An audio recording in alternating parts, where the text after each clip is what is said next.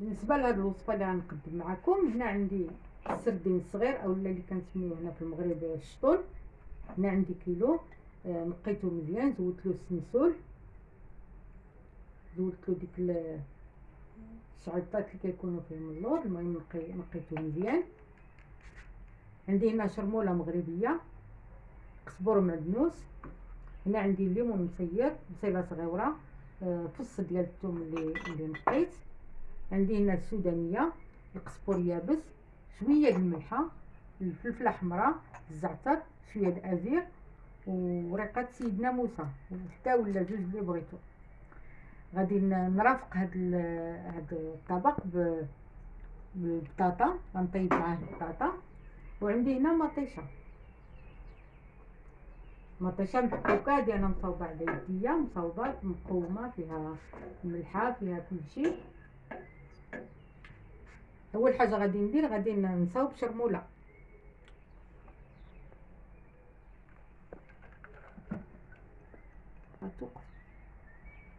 هاني هنا فهاد الطحانه ديال اليد، درت هنا القزبور معدنوس، درت البصله، درت الثومه، درت الليمون مسير. غادي نزيد عليهم الفلفله حمراء، السودانيه، انا عندي هنا غبره، قزبور يابس مطحون، شويه ديال الزعتر، شويه ديال الازير، وغندير غير واحد شويه ديال الملحه، ليمون مسير مالح باش ما تجيناش الماكله مالحه. ها هي دي شرموله، هاني طحنتها غير فهاد الطحانه اليدويه. زدت عليها واحد نص كاس ديال الماء باش تحلي مزيان. غادي ناخذ منها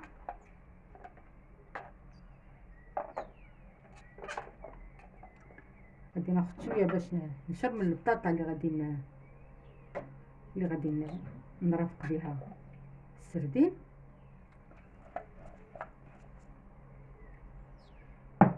غادي ناخذ عاوتاني شويه لهنا المطيشه،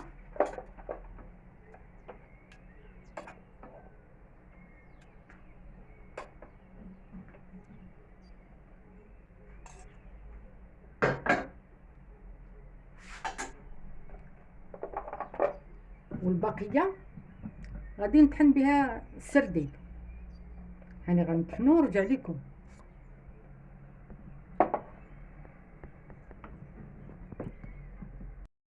ها هي دي من بعد ما طحنت الكفته ديال السردين اولا الشطون، هاني درتها على شكل كويرات.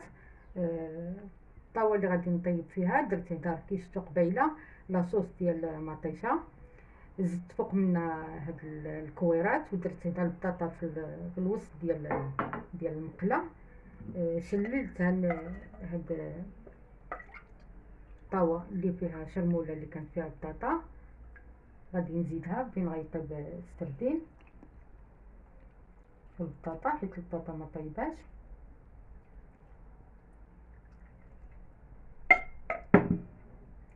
غادي ندير الزيت،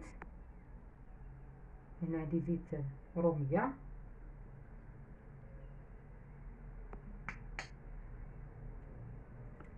غادي نزيد شويه ديال الزيت بلديه،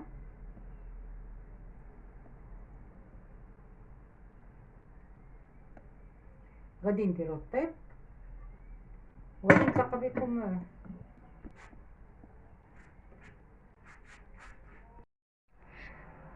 الشكل النهائي ديال الطبق ديالنا ها هو دا. هيا ديال شوفوا كي جا غزال كيشهي،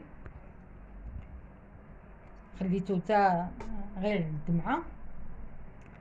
اللي بقى ليه هاني درتو حيده فوق وحيده، ودرتهم في السميده وقليتهم، كيجيو مقرمشين ولذاذ بزاف.